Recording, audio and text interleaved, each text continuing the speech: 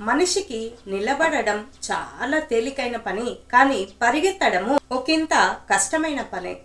కాకపోతే మనస్సుకు పరిగెత్తడం చాలా తేలికను, కుదురుగా ఒక చోట ఉండడం అనేది చాలా కష్టమైన పని.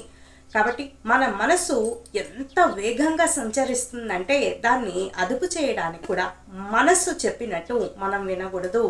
అది మనసు ఎక్కడికంటే అక్కడికి వెళ్ళమని పరుగు పెడుతూనే ఉంటుంది.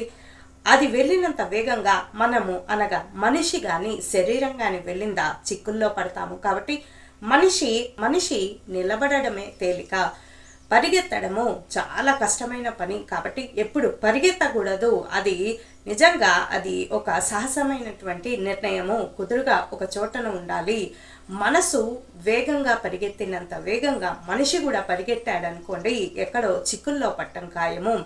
ఆచితూచి ఎంత వేగం అవసరమో అంత వేగంగానే మనం జీవిత ప్రయాణం చేయాలి తప్ప అదుపు తప్పి అంటే బ్యాలెన్స్ తప్పి గనక ప్రయాణం చేస్తే చిక్కుల్లో పట్టం ఖాయము. ఈ విషయాన్ని అందరం కూడా గుర్తుంచుకుంటే చాలా మంచిది.